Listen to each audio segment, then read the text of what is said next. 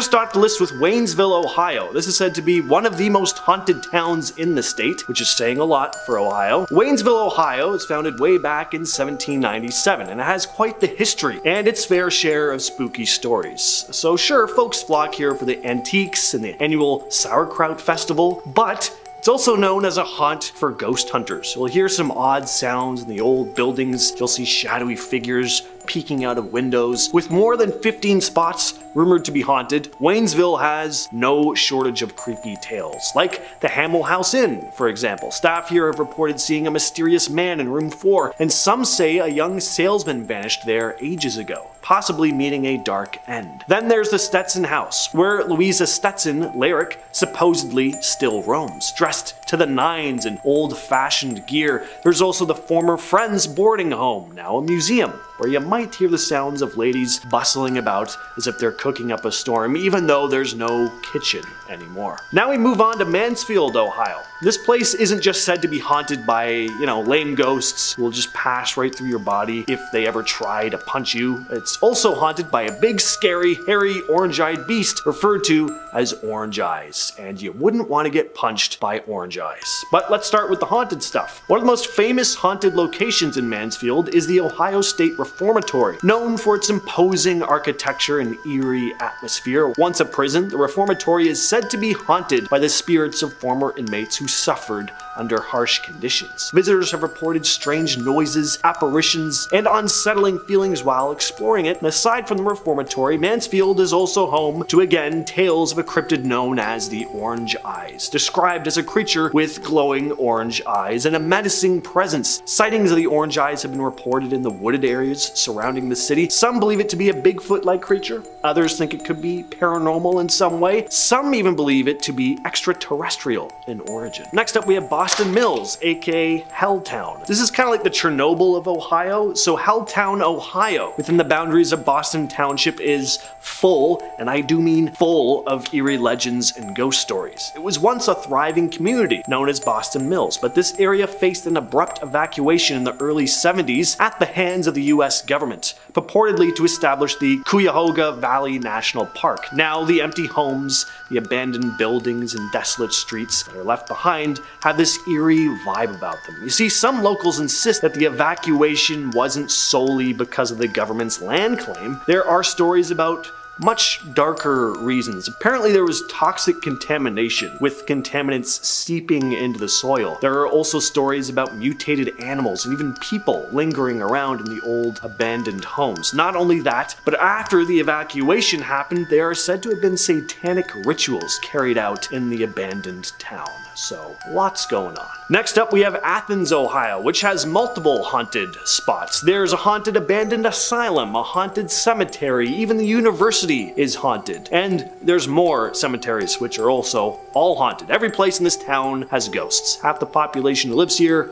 aren't even alive. Now, the haunted reputation mostly comes from its history with the former Athens Lunatic Asylum, now known as the Ridges, which is actually part of Ohio University's campus. The asylum's grounds still have old cemeteries where former patients were buried. One of the creepiest stories about the asylum is the story of Margaret Schilling. She was a former resident who died in the attic in 1979, and she was left there for so long that her decomposing body left a stain on the floor that remains to this very day. Wilson Hall, a dorm on Ohio University's campus, is rumored to be built on top of an old cemetery. The 4th floor of Wilson Hall is said to be haunted, with reports of apparitions, strange noises, and slamming doors. There's also a rumor about a student who took their own life in one of the rooms there. In addition to the Ridges and Wilson Hall, several cemeteries in the Athens area are rumored to be haunted, including Sims, Haynes, Hanning, Cuckler, Higgins, Zion, Hunter, Slaughter, quite the name for a cemetery, Cutler, Mansfield, and Peach Ridge Cemetery.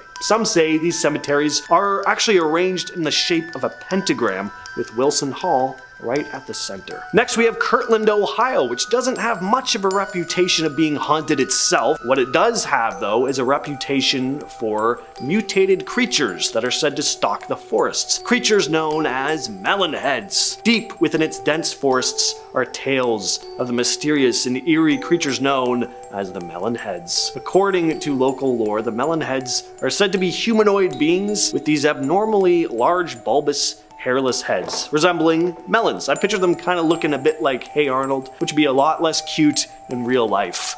These elusive creatures are rumored to lurk in the shadows of the forests, emerging only under cover of darkness to stalk unsuspecting travelers. Now, there are a few different versions of the Melon Head's tale, but the most well-known story or explanation for these creatures was that a mad doctor was conducting unethical experiments on a bunch of orphans. Experiments which caused their bulbous craniums to take shape. At one point, the orphans got fed up with being experimented on, and they hated their melon bulbous dumb heads, and they banded together, killing the mad scientist before setting his home on fire and running off into the woods. Sightings and encounters of Melon Heads, though, continue to be reported to this day. Cleveland is also said to have some creepy paranormal stuff going on, mostly from the supposedly haunted Franklin Castle, which is said to be Ohio's most haunted house. The Franklin Castle is a towering structure with a dark and mysterious past. Built in the late 19th century, Franklin Castle has long been rumored to be haunted by restless spirits. Stories of tragedy, death, and mystery surround it. Legend has it that the castle's original owner, Haynes Tideman, suffered multiple personal losses within its walls, leading to rumors of curses and supernatural stuff going on. Pretty soon after his family moved in, Tideman's mother died. His sister then died of diabetes, and over the next 3 years, more and more of his siblings died prematurely. Only 2 of the 6 actually made it to adulthood, so it's really no wonder why the place is said to have some darkness lingering in it. Over the years, visitors and residents have reported strange sounds, apparitions, and unexplained phenomena within the castle. Despite renovations and changes in ownership, one thing has always stayed the same: the paranormal activity. Next up on the list is Put-in Bay. Now, Put-in Bay, Ohio may be known for its sunny shores and summer fun, but lurking beneath the surface, there's some creepy stuff going on. From what I've read, there are 3 major haunted hotspots. First up, we have the Park Hotel. This hotel has stood since the late 1800s, and it's seen its fair share of guests come and go. Also means there's a lot of history, some of it dark. Some visitors have reported more than just creaky floorboards and old-fashioned charm. Rumor has it that the Park Hotel is haunted by the ghost of a young woman who tragically fell to her death from one of the upper floors. Guests have reported strange noises, flickering lights, and even sightings of a figure wandering the halls late at night. Next, there's the Dollar House, a Victorian mansion. Legend has it that the original owner, Valentine Dollar, was involved in some shady dealings during Prohibition, including smuggling alcohol and hiding it in secret passages throughout the house, and today visitors claim to hear whispers and footsteps echoing through the empty rooms, as if the ghosts of Dollar's past are still lingering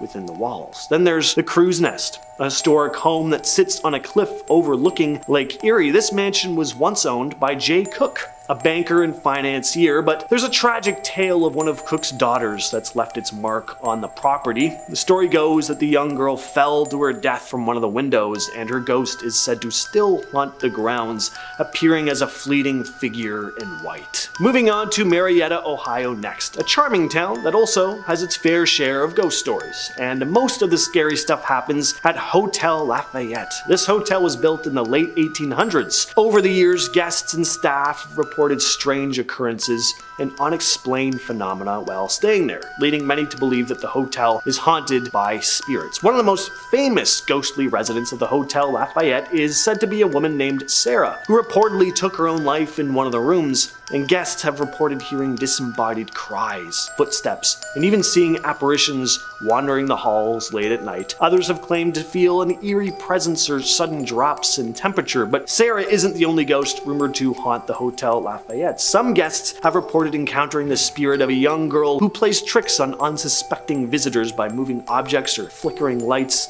A real brat of a ghost. But at least she's still having fun in the afterlife, so props to her. Next up, we have another kind of Chernobyl-like Ohio small town, Cheshire. Only a handful of people still call this place home. At one time, this was a bustling town, but barely anyone lives there at this point, and that's because of the environmental hazards caused by a nearby power plant. The plant emitted a thick, sooty residue and chemical fogs that would blanket the town sporadically. Obviously, not at all safe for residents to live in that kind of condition, so many abandoned their homes and started new lives in other places. Eventually, the power company responsible for the pollution was compelled to just buy out the entire town. But finally, we have the abandoned town of Moonville. Love that name, Moonville. This is a ghost town with only a few traces left behind: a cemetery, some foundations, and a desolate railroad tunnel. But what sets Moonville apart are the chilling tales that surround its abandoned tunnel. Stories that have been passed down for decades. One of the most famous specters haunting Moonville is that of Theodore Lawhead, the unfortunate engineer whose spirit is said to roam the tracks. Back in the 1880s, Lawhead met a tragic end when his train collided head-on with another. Now visitors report sightings of a ghostly figure with a lantern in his hand pacing along the track and disappearing into the tunnel. Then there's the story of the Brakeman, a ghost believed to be that of a young man who met his demise after a night of heavy drinking. Legend has it that he fell asleep on the tracks,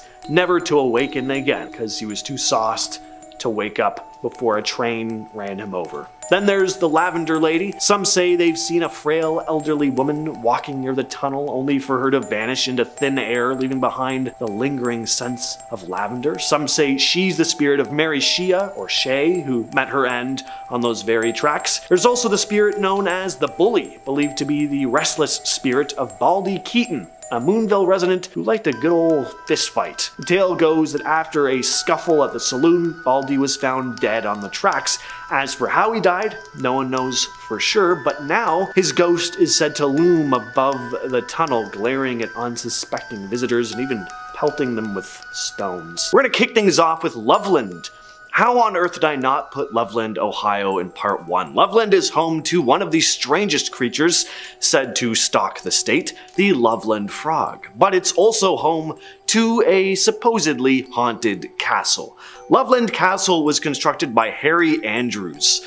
Very interesting man this guy was. He had a lot of interest in knights and medieval lore. Andrews was born in 1890. He worked as a medic during World War I.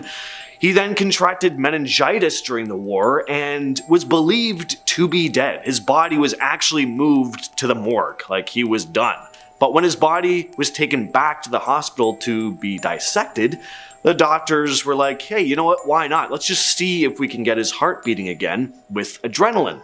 Miraculously, it worked. Andrews, who'd now spent a whole bunch of time in Europe and then almost died, was now even more into medieval history and returned home with this newfound determination to build his very own castle. Eventually, he constructed Loveland Castle along the banks of the Little Miami River. Andrews then moved into the castle, where he lived until he died in 1981. Today, the castle is the headquarters for the Knights of the Golden Trail, an organization Andrews started dedicated to upholding the principles of knighthood, but Harry Andrews' spirit is said to still roam the castle grounds. Objects will mysteriously disappear or move, and voices are heard echoing through the corridors.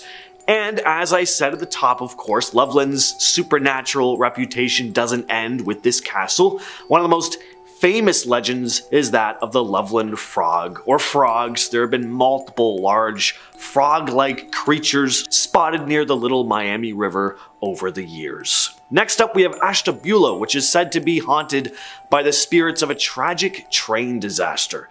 So on December 29, 1876, the Pacific Express No. 5 crossed the Ashtabula Bridge. But because of particularly cold weather and structural weaknesses, the bridge collapsed, sending the train plummeting into the icy river below, and in the end, 98 people died. The scene must have been absolutely horrific, with rail cars crashing into each other and igniting in flame, and firefighters were unable to put out the flames, so people just cried out in pain and horror as they were consumed by fire, trapped in the wreckage.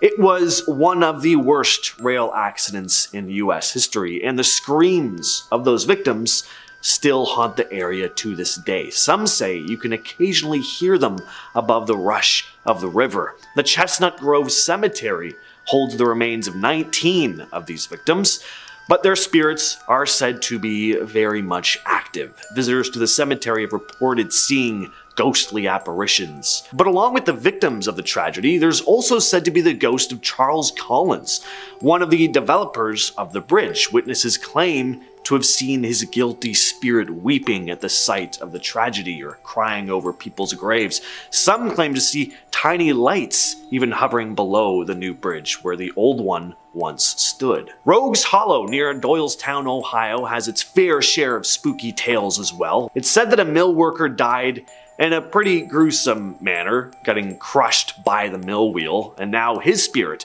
is said to guard the area, keeping outsiders at bay. Then there's the eerie tale of the headless horse and the ghost oak tree. So at one time there was a large oak tree near Route 65, and one of its branches hung so low that riders on horseback had to duck as they passed under it. Well, one story goes that the branch was weighed down extra low with ice, and a poor horse just ran into it at top speed, lobbing off its head. From that point on, riders passing the area late at night would occasionally come across a devilish figure riding a ghostly headless horse. Next up, we have Oxford, Ohio, which has one of the coolest ghosts, a phantom motorcyclist. So the story goes that back in the 40s, there was this farmer's daughter. She was head over heels for this guy who was a bit of a James Dean type, leather jacket, motorcycle, very rebellious. Also a lot like me, minus the motorcycle, the leather jacket, and the rebellious part. His name was James, that's the similarity. And her father was not too thrilled about their relationship. He thought the guy was trouble, and he probably wasn't wrong. He forbade his daughter from seeing him. So to avoid her father's disapproval, they met up in complete secret, usually late at night when the coast was clear. And when it was, the girlfriend would flash the porch light 3 times as a signal for him to come over. Well, one night, the boyfriend decided he wanted to take their relationship to the next level and propose. He saw the 3 flashes and revved up his motorcycle, racing towards her house to pop the question, but as soon as he sped down the road, he lost control of his bike, crashing into a barbed wire fence. And ever since, people claim they've seen this mysterious light flickering in the distance along the road where he crashed, said to be the spirit of the phantom motorcyclist, still trying to reach his girl's house to ask for her hand in marriage. Next on the list is Chillicothe, where there were a series of mysterious disappearances between 2014 and 2015. Now, it all began in the spring of 2014 when Charlotte Trago vanished without a trace. Trago, who had struggled with addiction, was a mother of 2, and she remains missing to this day. Shortly after Trago's disappearance, another woman, Tamika Lynch, who was a friend of Trago's, went missing as well. Her body was discovered 3 weeks later by kayakers. It's pretty obvious there was foul play, but the official cause of her death was deemed inconclusive. Then there was the disappearance of Wanda Lemons in November of 2014. She's also never been found. On Christmas Day 2014, Shasta Hemmelrick went missing. Her body was later recovered from the Scioto River. Authorities claim she took her own life, but her family, as well as many others, think someone took it from her. Then there was the disappearance and discovery of Tiffany Sayers' body in May 2015. Her remains were found in a creek covered by a sheet. And the final victim, Timberly Claytora's body, was found near an abandoned building. She died at the hands of a firearm. And the case just would have been handled completely differently if these women hadn't been battling addiction. That was the one thing connecting all these. They were all involved in that world.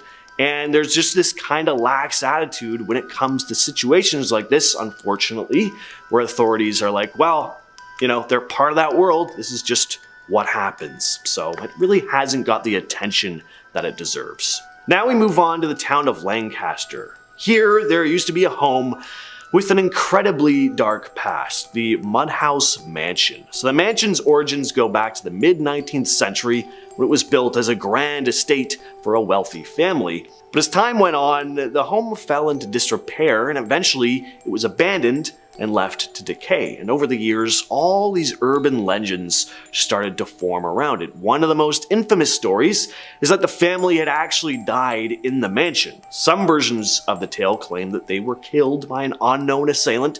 Others go that they'd been driven to madness by some sinister force lurking within the mansion's walls. The Mudhouse Mansion was even said to be the birthplace of Bloody Mary herself. The mansion was demolished in 2015, but some folks will still claim to see ghostly figures of the mansion's former residents wandering the grounds, forever trapped in a limbo between the worlds of the living and the dead. Alright, one of the strangest unsolved mysteries in Ohio has to be the Circleville Letters case. Now I'm going to paraphrase here because there's a lot of detail. We could probably do an entire video about this case alone, but I'll go over it. It all started in 1976. Residents of Circleville started receiving these unsettling, threatening letters containing all these intimate details of their personal lives.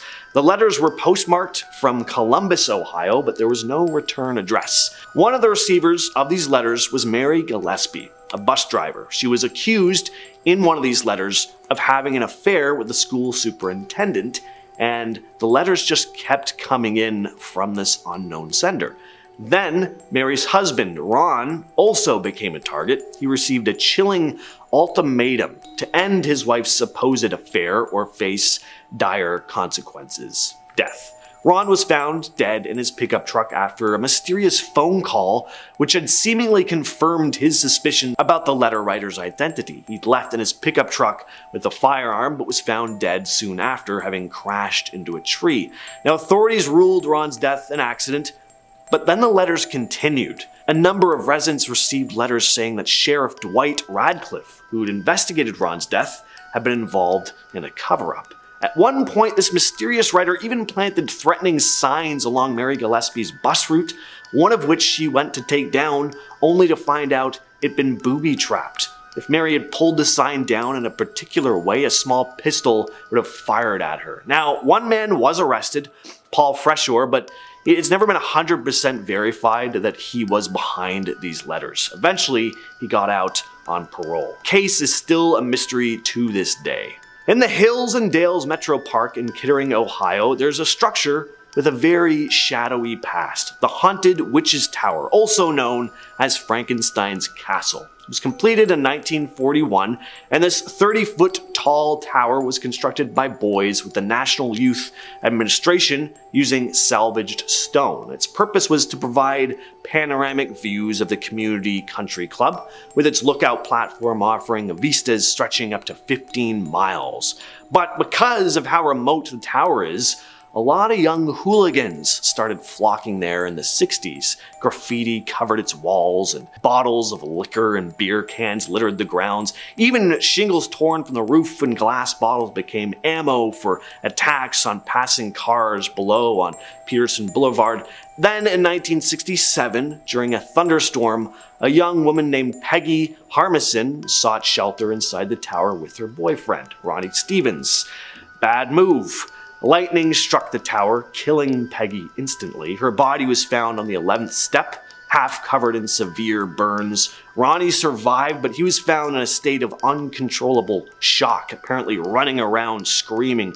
And ever since that night, there have been stories about the ghost of Peggy haunting the tower. Alright, let's switch things up with a haunted golf club. You don't hear about haunted golf clubs very often. Legend has it that in the 60s, a bride fell from a balcony at Oakhurst Golf Club in Grove City, Ohio, and her ghost is said to haunt the establishment to this very day. One of the most frequently reported sightings involves the ghostly figure of a woman dressed in white, believed to be the ghost of the bride. The upstairs kitchen, located near the ballroom where events are held, is said to be a hotspot for paranormal activity. Employees have reported hearing unexplained sounds of pots and pans clanging and knocking late at night, only to discover that items have been mysteriously rearranged by morning. Alright, we're finishing things off today with Minerva. It all began in August of 1978 when the Caton family reported encountering a strange creature near their home. According to the Catons,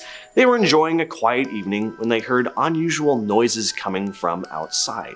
They came face to face with this towering ape-like creature standing over 7 feet tall. The creature reportedly had shaggy dark fur covering its body, it had glowing red eyes, and emitted this foul odor. The Catons quickly ran back to the safety of their home and phoned the cops. In the days that followed, all these other sightings of a mysterious creature were reported by other residents of Minerva. Witnesses described similar encounters with a large, hairy beast lurking in the shadows, but none of the stories were scarier than the Catons, who said the creature returned to their property several times, hurling rocks at their home, staring at them through their kitchen window, and even killing their dog. It's one of the most violent Bigfoot cases ever reported. We're starting things off with Miamisburg in Montgomery County, which has some pretty spooky spots, including an Arby's. All kinds of disturbing stuff is said to go on at this fast food joint. Employees closing up for the night alone have said they've heard laughter coming from the basement, only to find no one there. Some will also report having their hair pulled by some unseen force. There's also a ghostly man who sometimes is seen staring into the oven during opening or closing hours.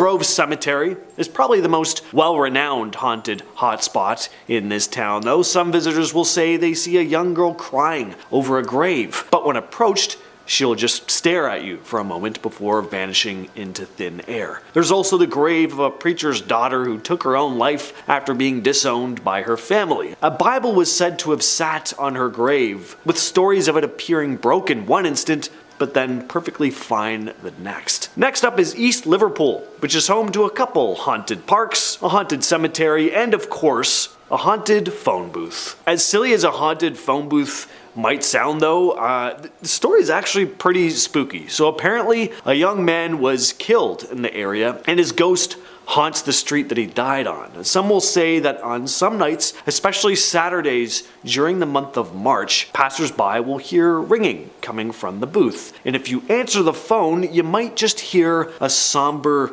ghostly voice on the other end telling you to look across the street. And if you do, you just might see a headless young man waving before vanishing into the shadows. Now we move on to Sandusky, Ohio, which has a few notoriously haunted spots. One is the Sandusky County Historic Jail and Dungeon. This place, which was built in the 1840s, is no longer a jail or a dungeon, or I guess it technically is a dungeon and a jail, but it's just not operating as one. There are tours of the place though, and the staff and many people who visit claim to have experienced some pretty eerie stuff. Something that's said to happen every so often has to do with the courthouse security system. So sometimes at around 2 or 3 in the morning, the motion alarm just goes off, detecting someone or something outside the dungeon door. Whatever it is will then make its way up the steps to the first floor of the courthouse. Now I say whatever it is because when security cameras get checked, there's usually no one in the footage. But on rare nights, there is a shadowy figure with a brimmed hat seen spotted sitting on a bench outside the courthouse. The fire alarm has also been known to be pulled even when nobody's near it. Whatever spirits are haunting this place, they seem to really enjoy loud, obnoxious noises. And on top of all that, you also have your typical disembodied sounds like voices and footsteps when there's nobody else around. We're gonna stay in Sandusky for a bit though, and talk about Cedar Point. Cedar Point is one of the most popular amusement parks in the US, but it also has a bit of a dark side. When we think of haunted theme parks, it's usually the abandoned ones where we picture all the paranormal stuff going on, but Cedar Point is still very much open. It was built in 1870 though, so it's been around for a while, and any theme park that old has definitely had its fair share of horrific accidents. Get it? It was a fair share theme park. Alright, one of the most haunted attractions was the Frontier Town Carousel, which is no longer there, but people would often claim to catch a glimpse of a ghostly woman riding one of the horses. She's said to be the wife of the man who carved the horses on the carousel. He'd killed her after finding out that she was cheating on him with a jockey, so now her spirit is attached to the carousel, coming out at midnight to ride a fake horse every full moon, which she's probably not too plussed about. For a woman who really seemed to like being around horses, a wooden one probably just doesn't cut it. Not to mention that she's stuck on a pretty boring ride that was built by the dude who shot her to death. So there's also that. Next on the list we have the town of Worcester. You thought the haunted Arby's was intriguing? Try the haunted Pizza Hut in this town. Yeah, you can't even grab a slice of pizza in Ohio without something paranormal or weird happening. I'd love to do a road trip through Ohio visiting every haunted fast food restaurant, actually. Could call it like Fast Frights Ohio tour or something. So this Pizza Hut is part of a big plaza that was all built over the grounds of a former insane asylum. So there could be some lingering spirits in the area, most of whom seem to really stick to the Pizza Hut. There's also a Taco Bell in the plaza, which some paranormal stuff is said to go on, but there's not as many stories about that place because there's probably like 5 people who goes to Taco Bell, especially when you have a Pizza Hut right there. I'm gonna get tons of comments now from like Taco Bell fans being like, Taco Bell's the best. I don't know. I just think it's kind of mediocre. Staff at the Pizza Hut, though, have seen figures vanish into the walls. One manager who was closing up for the night was startled to hear footsteps following her and then turned around to see nothing but a white mist hovering in the air. Marietta in Washington County. This town is probably most well known for Anchorage Mansion, which is said to be very haunted. It was built by Douglas Putnam for his wife Eliza in the 1800s, but it's said Eliza died shortly after moving in, and people claim to have seen her ghost wandering around or peeking out of windows. Later on, the mansion was turned into a nursing home, where residents also reported seeing Eliza's ghost. Some say there are secret tunnels under the mansion as well, maybe from the Underground Railroad, but nobody really knows if they're haunted as well, but it's Ohio, so I'm presuming they are. Marietta is also home to a haunted Comfort Inn, where the televisions are known to turn off and on by themselves, doors open and close on their own, and guests will occasionally wake up with the feeling of cold hands on their body, luckily to find that no one is there in the room with them. I'd rather have a ghost in my room than a chilly intruder. Again, in Washington County, we have the village of Fredericksburg, which is home to Robin Industries, which does custom molding for rubber and plastic components. It was formerly the Fredericksburg Pottery site, which had a pretty dark past, and the building is rumored to be haunted by multiple spirits. There were 2 major tragic events at Fredericksburg Pottery site, including 2 devastating fires and a fatal train accident that took the lives of 12 people. So employees at the site have reported some pretty eerie encounters, like feeling sudden cold spots. Now, I usually kind of roll my eyes when people say cold spots. It's like, all right, spot's cold, whatever. But these are extra strange because staff will report feeling them behind machinery that runs at extremely high temperatures. One story involves the ghost of a man blamed for the train derailment, who is said to show up in the mold room. In the shipping room, sightings of an older gentleman believed to be the former mayor who witnessed the tragic train accident have also been reported. Then there's the apparition of an elderly woman who's been seen swinging doors open and shutting off machinery. The stairwell leading to the office is said to be guarded also by a spirit, with one employee experiencing a strong stench and then a sudden gust of wind that nearly knocked her down the stairs. And unless someone was eating some bad burritos from Taco Bell that day, I think it might have been a ghost. So I know we've covered Dayton, Ohio already, but I didn't mention the Wright Patterson Air Force Base, which is said to be one of the most haunted spots in the state. It's even been featured on Ghost Hunters. One eerie story involves the ghost of a young Vietnamese boy believed to have perished in one of the museum's helicopters. Visitors have reported sightings of the boy wandering the museum grounds after dark. And of course, then they go up to talk to him, and he's not actually there. It's not just some kid who ran into the place. There's also a German World War II fighter plane said to be inhabited by the ghost of its pilot. Visitors claim to have seen the pilot waving from the plane's window. Seeing as it's the ghost of a German World War II fighter pilot, though, I'm not sure if what he's doing is actually a wave. The helicopter named Hopalong is said to be haunted by a pilot who met a tragic end, with staff reporting sightings of him desperately flipping switches in a futile attempt to escape. The Black Maria, known for its secret missions during the Vietnam War, is also said to be haunted by the spirits of soldiers who died on board. The Boxcar plane, famous for dropping the atomic bomb on Nagasaki, is also rumored to be haunted by a young boy who is said to dart past it during the night. Haunted inns, always a staple of small villages, and Granville in Licking County, Ohio, has one of its very own, the Buxton Inn. This place dates back all the way to 1812, so plenty of history with this place. Even Abraham Lincoln stayed here, and some of those who were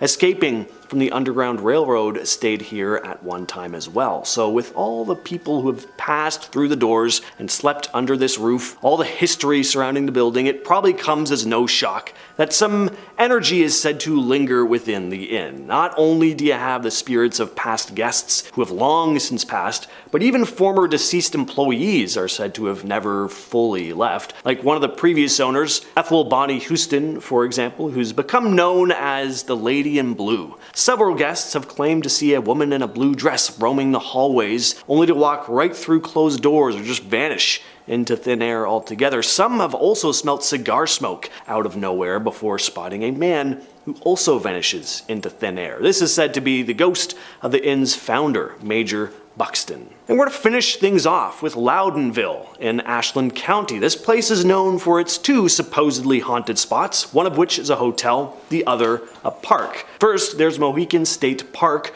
which is said to be haunted for a couple different reasons. Mainly though, there used to be an asylum on the land in the 1800s, which might help explain some of the ghostly stuff going on. Witnesses have also reported seeing a mysterious light in the park for over 2 decades. Then there's Landell's Mohican Castle, which is actually a hotel, and a damn cool looking one too. Looks like something you'd see in Norway. It was built on the grounds of a former English/German church. The story goes that in the late 1800s, a dispute over language during worship services led to the church mysteriously burning down after the Germans decided to relocate their relatives' graves. Since the current owners acquired the property in 1991, a series of unexplained fires have just been plaguing the place, including the destruction of a book factory in 92 and an on-site restaurant in 2007. Some believe the land is just cursed, with guests reporting sightings of a girl in blue in the graveyard and hearing crying in the cemetery and pool building. People will also claim to see Civil War era soldiers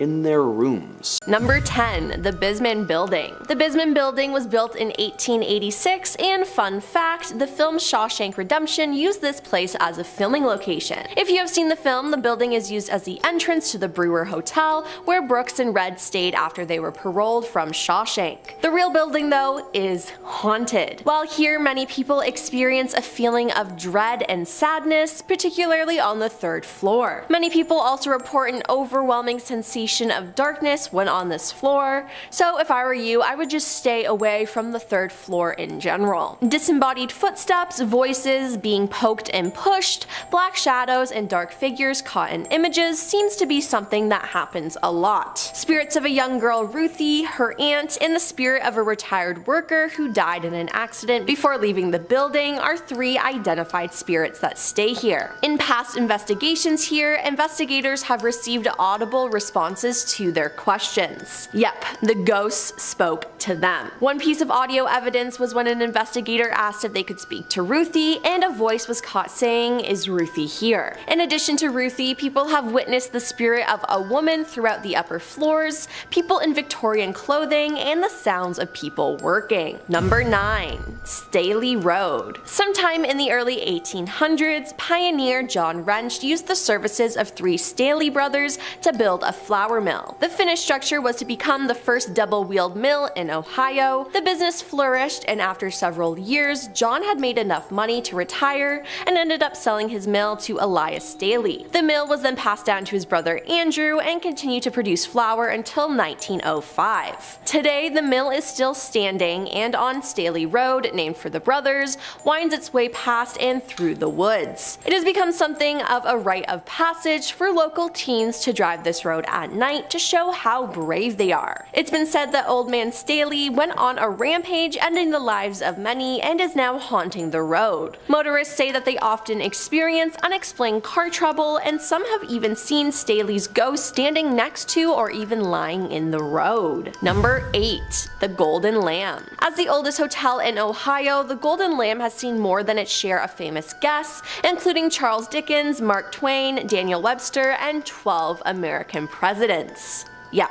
12. It's fantastic, but there's also been death and tragedy in the hotel. Guests have cited a girl who may be Sarah Stubbs, the niece of the hotel manager in the 1800s, or possibly Eliza Clay, a girl who died of a high fever at the hotel in 1825. The ghost of Charles R. Sherman, an Ohio Supreme Court justice who died at the inn in 1929, is said to appear in the hallways as a gray, gaunt man and conjures the smell of cigar smoke. Charles's death left his wife and 11 children, including Civil War General William T. Sherman, penniless. As a result, most of his children were put up for adoption, and some say the guilt of his family's demise keeps his spirit at the inn. At number 10 is the Gore Orphanage. There's this place called the Gore Orphanage in Vermilion? I'm not from Ohio, I don't know. Vermilion, and it's got a spooky reputation that's been hanging around for ages. Picture this, back in the early 1900s, a gnarly house fire burnt down this building, and it's game over for everyone inside. Now, the story goes that the ghosts of these poor souls are still lurking around, both in the building and in the woods nearby. People who've dared to venture there have reported some wild stuff, like laughter and cries echoing place. But here's where it gets even crazier. It was a satanic cult spot where they did some messed up rituals, while others think it's just a messed up orphanage with no supernatural vibes. Now, I gotta say that there's no hard evidence to back up these claims, but the legend lives on, my friends. Ghost hunters and paranormal buffs keep rolling in, even though it's a no-go zone because it's technically private property. So, you know, spooky stuff happens in Ohio too. At number 9, the Spring Grove Cemetery. Cemeteries are like a magnet for spooky stuff, and the Spring Grove Cemetery in Cincinnati, Ohio is no exception. It's like the second biggest cemetery in the whole US of A, which is like prime real estate for ghostly shenanigans. One story that stands out is about this dude named C.C. Brewer, who is like an optometrist. Before he kicked the bucket, however, he was all, yo, take my eyes out and stick them on my gravestone. But relax, because they're not real eyes, just some glass ones. But people swear those fake eyes follow them around like a creepy optical illusion. And then there's this caretaker who was all alone one night and something tugged at his pants. The dude freaked out and bolted and came back later thinking he'd find like a snake or something, but no, just graves. If you're enjoying the video so far, you could support the channel by subscribing to Most Amazing and ringing that notification bell. At number 8 is the Lima Tuberculosis Hospital. This place opened its doors back in 1911, dealing with the gruesome tuberculosis cases of the time. In the 60s, they slapped the name Ottawa Valley Hospital on it, but it didn't stick around for long, because it shut down in the 70s. Now picture this, it's a hospital that's been abandoned for over 5 decades. It's like a real-life horror movie set, crumbling and sinister. But the real kicker is that people claim some of the patients who met their unfortunate end at this hospital might still be lurking around. Yup, you heard me right. Ghost hunters eager to get a scare have snuck in and swear they've seen spirits roaming the haunted hallways. Trespassing here is a big no-no though, so don't go thinking about your own ghost hunting adventure there, unless you're a rule breaker. But hey, as long as the place is still standing, it's hands down one of Ohio's most bone-chilling haunts. At number 7 is the Hookman. This spine-tingling Ohio legend in the village of New Richmond. He's a ghastly figure with a hook for a hand. Yeah, the classic hook-handed ghost story, but Ohio's got its own twist on it. There's this doctor and his wife living on Pond Run Road. They had a mentally disturbed son locked up in the basement most of the time. And one stormy night, lightning strikes their house, turning it into an inferno. When the authorities show up, their parents are toast, but no sign of the boy. Just a severed hand chained to the wall. Creepy, right? Now the boy grows up lurking the woods, stealing from nearby homes. Couples end up unalived, and folks think it's the Hookman's doing. Classic stuff, like a couple making out in the car, hearing a weird noise, and the guy decides to investigate, but bam! hooked to the cranium. At number 6, the Coyne Mansfield incident. So picture this, it's 1973 in Mansfield, Ohio, and you've got these 4 National Guard dudes just chilling in a helicopter doing their thing. But then, out of nowhere, bam, they spot this massive metallic frisbee looking thing up in the sky. I mean, UFO alert. These guys aren't your average UFO spotters though. They're trained military pilots, so they know their stuff. And guess what? This mysterious disc isn't just hanging out. It starts creeping towards them. Panic mode activated. They dodge and weave, but the UFO just won't quit. It's like playing tag with an ET, but way less fun. They report the whole shebang, and even the military and the FAA think it's legit. Radar data and ground witnesses back up their story too. But here's the kicker. Nobody can explain what the heck that thing was. UFO or not, it's a spine-tingling story that still haunts Ohio's history. Number 7. Moonville Tunnel. Located deep in the woods, the tunnel is framed by a faded stone archway covered in moss. The tunnel itself is long and extremely dark. It's actually an out-of-work stretch of railroad track that leads to an old coal mining town. If you're brave enough to venture through it, you might see the ghost of Frank Lawhead, an unlucky train conductor who met his end in a head-on collision with another train. Visitors in the area have taken photos with cameras or phones, only to look back at them later and notice the pale figure of a man they didn't see before, or phantom train lights blazing at the end of the tunnel. It's also said if you listen carefully, inhale deeply, and blink intermittently, you may encounter spirits from another time. The piercing whistle of a train rounding a curve, the smell of lavender wafting from a woman in an old-fashioned dress, or even the glow of gaslit lantern illuminating the face of the weathered brakeman. So that's fun. Number 6. The Buxton Inn. The Buxton Inn was built by Orrin Granger in 1812 as an inn and tavern, and it also served as Granville's first post office and as a stagecoach stop. I'm just gonna say it, this place is haunted. The first ghost spotted in the Buxton Inn was the first owner, Orrin. Other ghosts include the Lady in Blue, rumored to be the former innkeeper Ethel Bonnie Bonnell, Major Buxton, whom the inn was named, and even a phantom cat seen slinking along the halls. There's been strange activity like footsteps and doors opening on their own reported in the inn's basement, where stagecoach drivers would often stay during their stopovers in the past. However, the ghosts just don't stay in the basement. Oh no. Rooms 7 and 9 are said to be the strongest places for activity, with apparitions appearing. One guest even reported a ghost cat showing up to cuddle and purr in the middle of the night, which, like, aw, that's so cute. Guests have reported strange phenomenon throughout the hotel though, like their names being called out and invisible footsteps. I would not want to sleep there. Number 5. Woods surrounding London. Okay, again, not London, England, but London, Ohio. Deep inside these woods sits an old abandoned barn that is so rotted away it is practically melded back into the trees. It's rumored that ghosts like to spend some time here. If you ask anyone from the area, they'll tell you that these woods are haunted. According to legend, a family of 5 was traveling through the woods in the late 1890s when they were stopped and had their lives ended by a band of thieves. Those brave enough to wander through the woods of London at night have reported hearing gunshots and disembodied screaming. Others have felt a sudden drop in temperature before seeing a strange white mist hanging in the trees. Let me just say, it's a no from me. Number 4. Ridges Asylum. Ridges Asylum originally opened in 1874 and was known as the Athens Asylum for the Insane. It had 2 wings, one for female patients and one for the male patients. The most violent patients were housed at the outermost tip of each wing. By the start of the 1900s, the asylum had become dangerously overcrowded, and rumors of inhumane treatment at the hands of the overworked staff were growing. Despite this, it was not officially closed until 1993.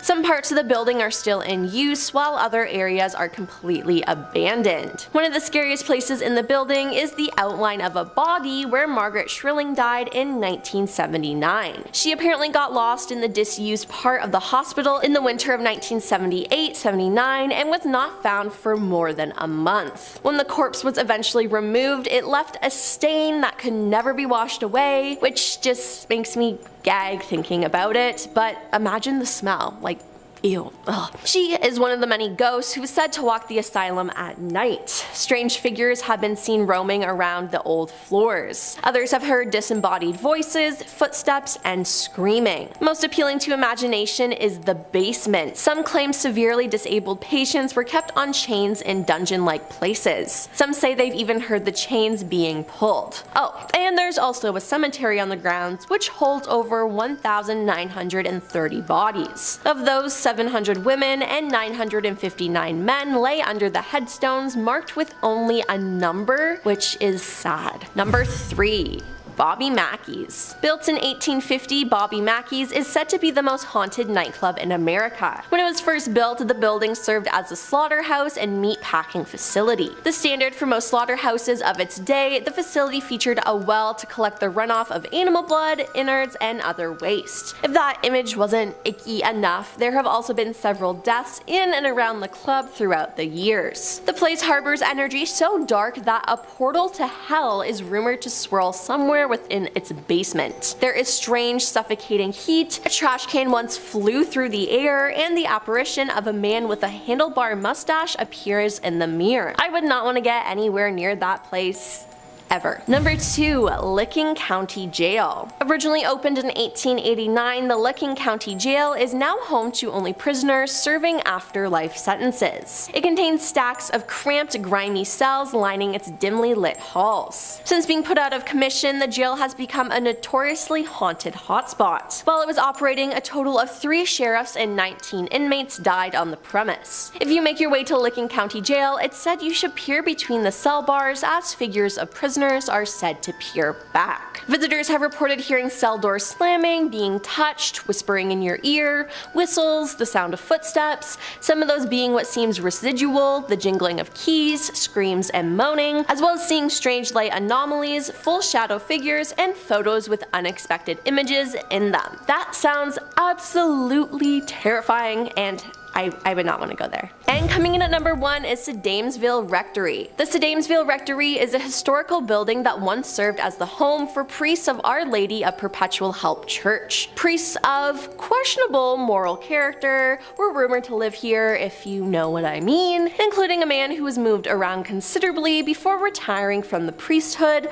leaving some to believe the church was covering up his tendency of mistreating animals. His fellow priests later confessed to hearing strange sounds coming from his bedroom and feeling uneasy in his presence. As the alleged site of the mistreatment, it's no shock that the place has some wicked demonic energy. Reports detail strange howling cries and deep scratches appearing in the flesh of workers. The current owner of the building, Terry Scott, even claimed that she was pushed by an invisible force. The presence was so evil that a priest was called in to perform an exorcism, but his efforts did little to keep the demonic energy at bay, and whatever monster lurked in there still remains, and I would not want to mess with it. Number 10. Malabar Farm. Malabar Farm was built in 1939 by Pulitzer Prize-winning author Louis Bromfield and was his home until his death in 1956. But before it was built, another family lived there in the 19th century. Celie Rose, a challenged young woman who lived there with her family, developed a romantic fixation on a neighborhood boy. When Celie's family told her to stop claiming the boy as her fiance, she mixed rat poison in their porridge. Her father and brother died, but her mother survived. At her trial, Celie couldn't understand why her parents didn't come to see her. After all, she said, the rats always came back after her daddy fed them rat poison in the barn. Afterwards, she went on and lived with her mother, whom, yes, she tried to kill, but then Celie poisoned her again, and this time it worked. At age 23, Celie stood trial truly alone, but was found not guilty by reason of insanity and sent to a state hospital. She lived out the rest of her life in an insane asylum, and since then the house has been haunted. One visitor saw a woman dressed like Celie Rose outside the house, people have seen lights flicker, felt a phantom cat, disembodied voices are heard, and there's an overall eerie feeling on the property. Yeah.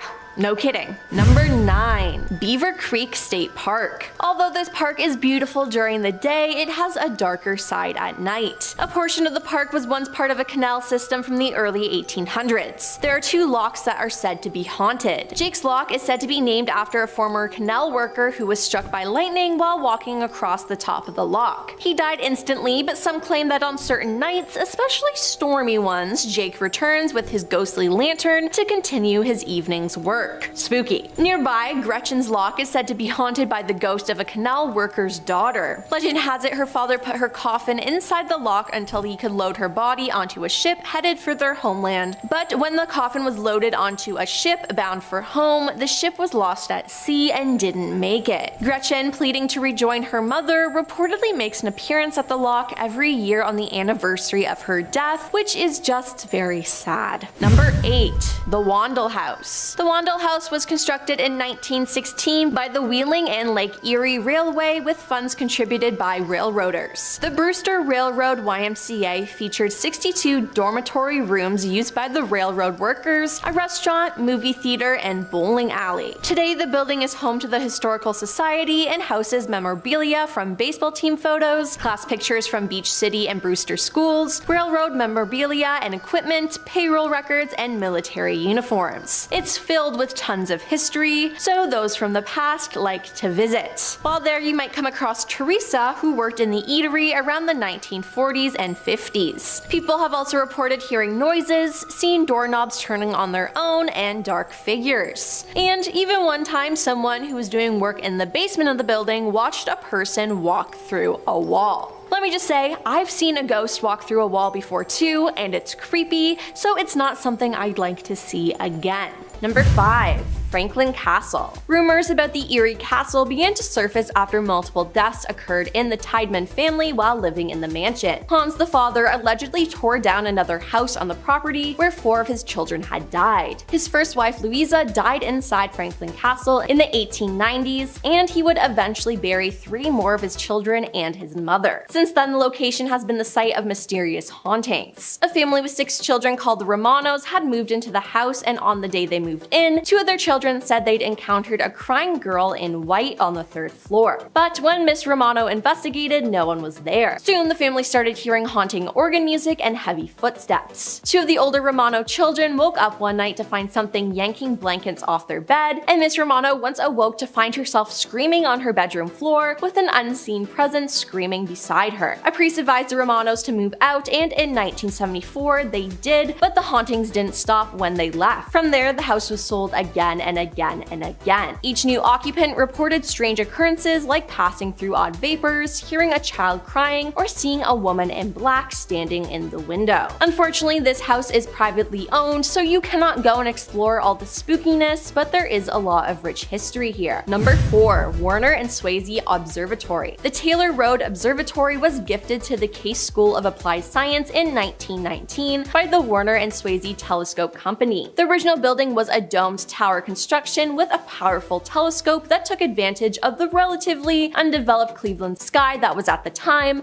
much more free of light pollution. The site continued to develop in the decades, growing with more buildings and facilities, but unfortunately by 1950, the growth of the nearby city was shining too much ambient light into the night sky, and the telescope had to be moved to a new location in Arizona. The Taylor Road facility continued to conduct astronomical research in the 1970s, but the site was completely abandoned in 1982. Vines and decay accumulated on the walls as time and neglect took their toll on the observatory. However, it was finally repurchased in 2005 by real estate mogul Nair Al-Mahid, who planned on returning the site into a luxury home. Unfortunately, his renovation didn't happen because in 2007 he was convicted of fraud and sent directly to jail. Today, the observatory continues to stand off Taylor Road, and it's best not to trespass and enter the building though because the area is unsafe. Number 3. The Peters Cartridge Company. The Peters Cartridge Company was once an integral part of the local munitions production industry, but now the factory is abandoned. Built in the 1860s, a large building complex was established to support the Peters Cartridge Company. The factory began producing shot and cannonballs for the Union Army during the Civil War, and then continued to produce American munitions into the 1950s. The factory had a lot of accidents though. In 1890, several train cars loaded with gunpowder gunpowder collided and exploded, ending the lives of 20 factory workers. There were a number of fires and machinery accidents as well, leaving employees maimed and physically disabled. Before the factory finally closed, the site was repurposed to press vinyl for Columbia Records, but eventually nothing was made of the tall brick buildings. As the factory buildings are extremely decayed, local police supervise the Peters Cartridge Company closely. Urban exploration is not advised, as floorboards are rotten and elevator shafts are empty in the buildings. Number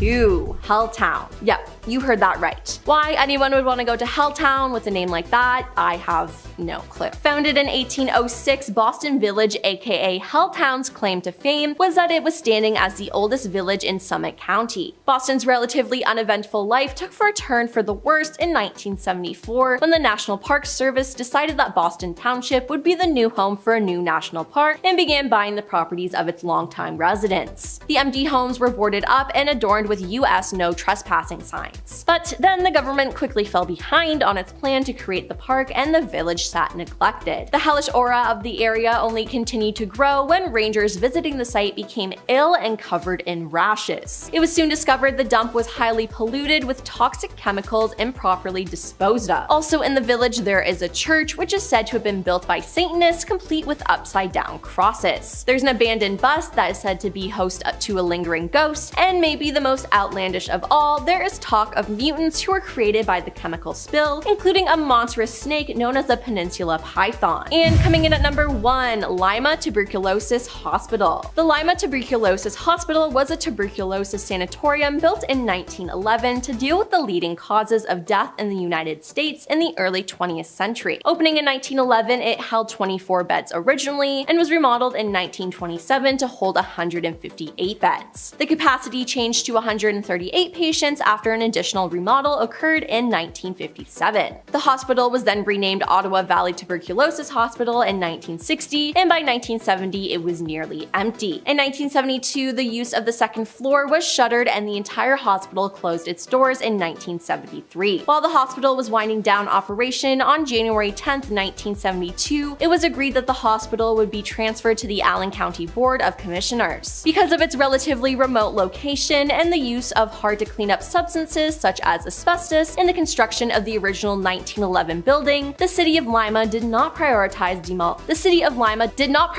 demolition of the building. It's rumored to be haunted as well, and around Halloween of 2020, a large surge of trespassing at the site occurred, which led to an increased police presence and crackdown on trespassers. So don't even think of trying to visit. Number 10. Seabouch Hilton. It's said at the Seabouch Hilton, if you take an elevator, a mysterious woman may greet you. According to the Historic Hotels of America website, in 1987, a chef working in the hotel saw a woman with dark hair wearing a long blue dress walk into an elevator with the doors still closed. Moments later, a housekeeper on another floor saw the same woman get into the elevator with closed doors. Now, who is this woman? Well, they think they have a theory. A 1936 newspaper report said a woman learned of her husband's death in an automobile accident as she waited for him at the hotel. So upset by the news, she jumped to her death in the number 3 elevator. She was also reported to have been seen wearing a long blue chiffon dress. So is this the mystery lady? I think so. Number 9. Gioga Lake Amusement Park. What once was the world's largest theme park is now an overgrown land of decaying roller coasters, empty concession stands, and abandoned ticket booths. In 1925, the Big Dipper roller coaster was built and it was an absolute hit. At the time, it was the largest coaster ever built, but soon tragedy struck. In 1942, the park was hit by a tornado, 6 people were injured, and the park experienced a lot of structural damages that cost around $1,000.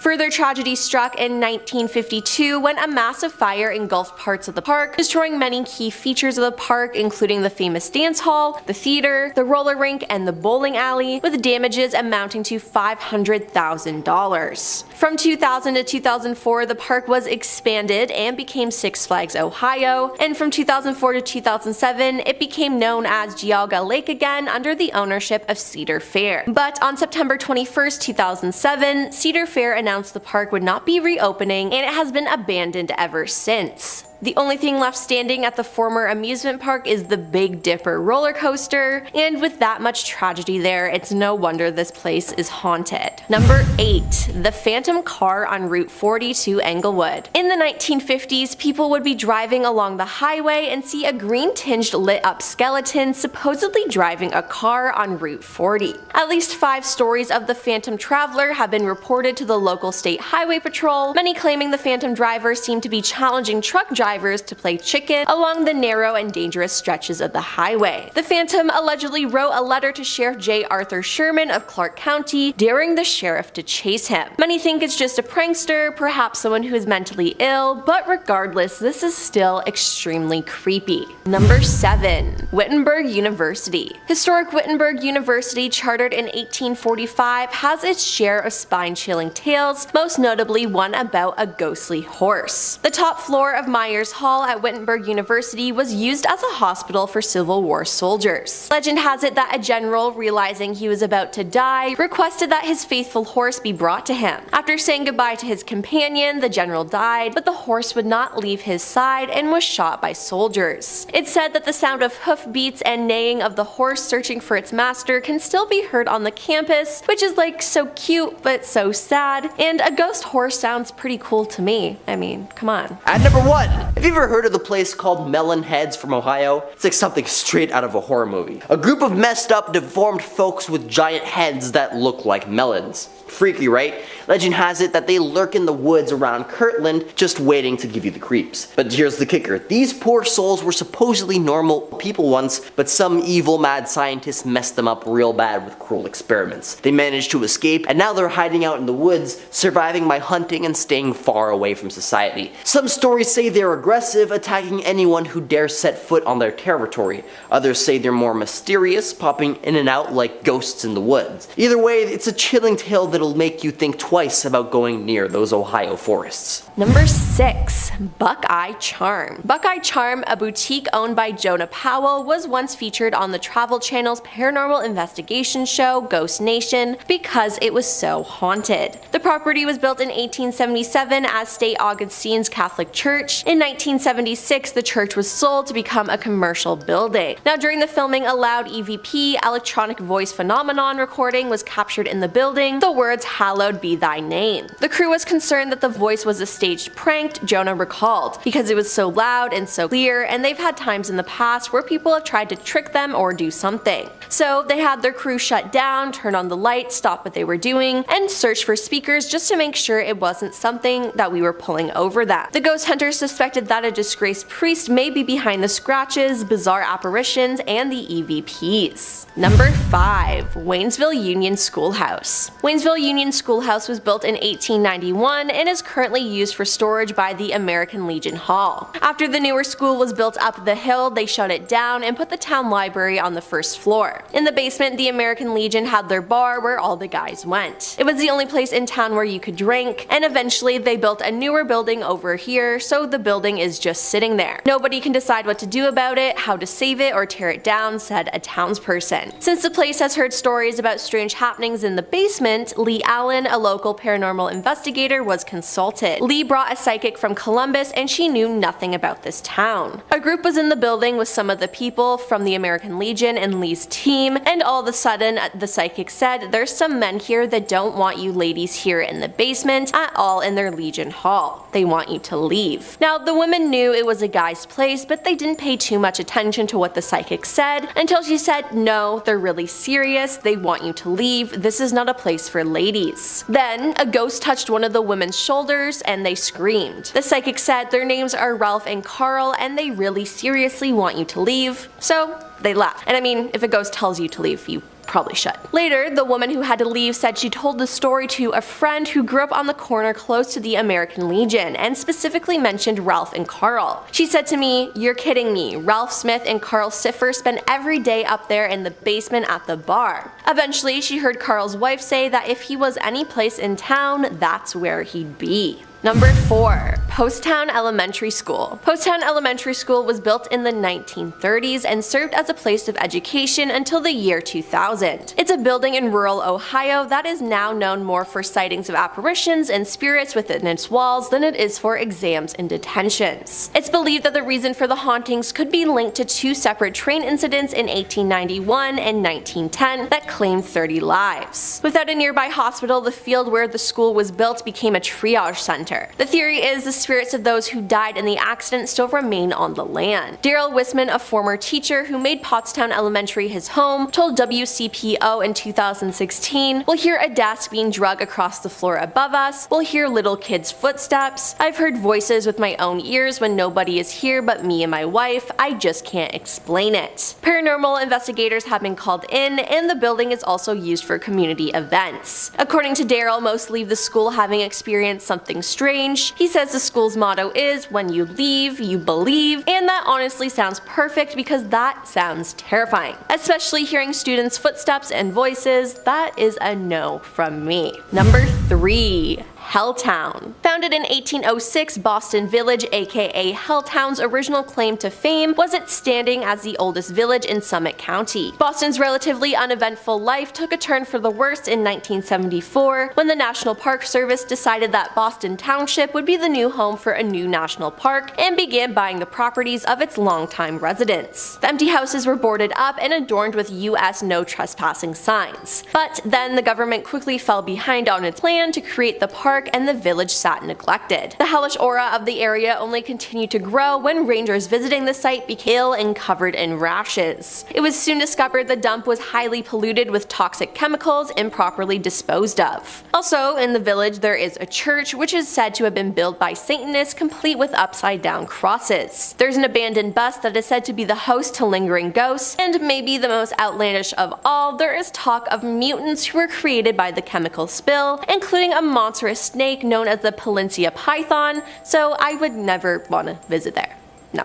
Number 2. Dayton Masonic Temple. The Dayton Masonic Temple was constructed between 1925 and 1928, and it has wonderful architecture. A woman said she went for a tour there led by a man named George. "I sat down in a chair for a little bit, he scooped me up by the elbow and led me along," she recalled, saying that he guided her to a photo of Masonic's graduation classes over the years. "He directed me to a specific year and there he was in the picture. He was a jolly, portly gentleman." After the tour, she spoke with some Masonic officials who had brought her there to take her on the tour. One official in particular asked her stern questions about the areas she had toured. She mentioned the man, George, and the photo. The skeptical official asked her to show him the picture. "When we got to the picture, he turned pale," she said. "He said, 'That's the guy I see around here all the time.'" So yeah, she got a tour from a ghost. And honestly, that's pretty cool because I'm sure he gave her some inside information about it all, but that's kind of spooky. And coming in at number 1 is Victoria Theatre. Victoria Theatre is 150 years old and there have been many sinister events there. For example, the story of a touring actress in the early 1900s who went to her dressing room to change for the next scene and never came out of the room. No trace of her was found, though fewer and fewer actors would use that dressing room, with reports that some would look into the mirror and see her face staring back again. In the 1950s, a man ended his life in the theater by wedging a knife into a seat in front of him and throwing himself upon it. When the curtains around the left exit door are pulled, some people claim to see his face. Staff members through the years have said that they've heard strange noises like rustling of satin or suddenly smelt the scent of roses in the air. Others are said to have seen the ghost of the Victoria's founder when they're alone in the building. Diane Schofield Warren, Victoria's spokeswoman, said that many of the historical theater's longtime volunteers and staff like to blame these strange occurrences on Miss Vicky, who was not a real person. Every theater has its legends, such as the legend you don't say Macbeth in a theater or the legend of the ghost light in the theater, she said. The ghost stories are particularly popular with the Victoria's volunteers, but as we all know, 99% of the time, you're not going to the theater to get goosebumps from ghosts, but rather from the fabulous performances. I don't know though, that sounds pretty terrifying to me. And we're starting off this list today with the Werewolf of Defiance. It's the summer of 1972. 2 railroad workers were hard at work on the Norfolk and Western Railway when all of a sudden, one of them, Ted Davis, looked up to see a large wolf-like creature with a wooden board grasped between its paws, which it then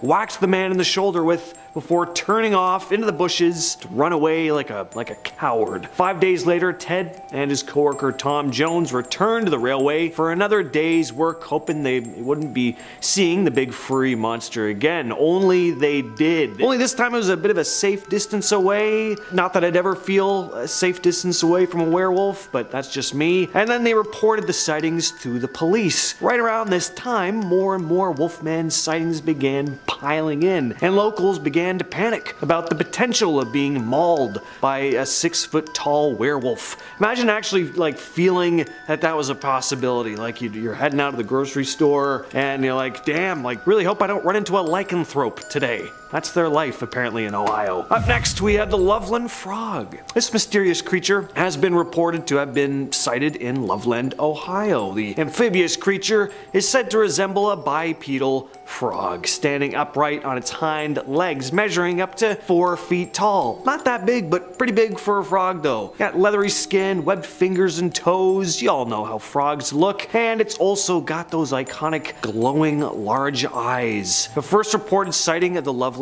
Frog was in 1955, when a man claimed to have seen 3 of them on the side of the road holding some kind of strange wand-like device. Again, only in Ohio would you spot 3 large frogs practicing magic under a bridge. I really gotta visit Ohio sometimes. It just seems like such a fantastical place. Again, Narnia got nothing on Ohio. Anyway, since that initial 1955 sighting, there have been several other ones, including one by a police officer in 1972 who reported seeing a creature fitting the description of the Loveland Frog scuttling across the road and then hopping over the guardrail into the Little Miami River. Another officer even claimed to have shot at the creature, but it escaped. Some people believe the Loveland Frog is an escaped exotic pet or mutated frog, while others speculate that it is a supernatural type of creature. At number 8 on the list, we have Melon Heads. The Melon Heads are a group of cryptids that have been reported to have been sighted in various locations in Ohio, but are primarily found in the Cleveland suburb of Kirtland. These creatures are said to be small in stature, with large, bulbous heads and distorted facial features. According to legend, they were the result of an experiment gone wrong in which scientists conducted unethical experiments on orphans, resulting in the creation of these strange bobble-headed beings. Some variations of the story also claim that the Melon Heads are the descendants of a family who suffered from a rare genetic disorder, maybe, that caused their heads to grow abnormally large. Some even say they could be of extraterrestrial origin, which whatever they are, though, I want to see one. I'm telling you, I'm coming to Ohio to go on a full cryptid scavenger hunt, and I'd better see me a weird deformed melon head. At number 7, it's Bessie. The Bessie Lake Monster, or the Lake Erie Monster. It's a legendary creature that is said to inhabit Lake Erie. The creature is described as a big, similar in appearance to Loch Ness Monster, kinda long-necked, humpback, as well as a serpentine, kind of dinosaur-like body. The first reported sighting of Bessie dates back to 1973, when a duck hunter saw a large serpentine-like creature thrashing in the lake and startled by his gunshots. And since then, numerous sightings have been reported over the years. Some eyewitnesses claim to have seen the creature swimming close to their boats or even on the shore, while others have reported hearing strange, eerie sounds coming from the water. Despite many attempts to capture or study the creature, there is no concrete evidence of its existence. However, the legend of Bessie persists, and many people believe that there is something mysterious lurking beneath the surface of Lake Erie. When it comes to creatures that reside in the water, I gotta say, seems plausible. We don't spend a lot of time underwater, Lots could be lurking in those murky depths. You never know. Number 6, Mothman of Gallia County. Most of us have probably heard of the infamous Mothman. Large, winged, glowing red eyes. It was first reported in West Virginia in 1966, but one of the most famous sightings of this large flying insect was over the Silver Bridge that connected Point Pleasant, West Virginia to the village of Gallipolis, Ohio. I'm not sure if I'm pronouncing that right, but I think it's Gallipolis. This sighting happened just a year after the first reported Mothman sighting, and right around the time when the creature was spotted on the Silver Bridge, it collapsed.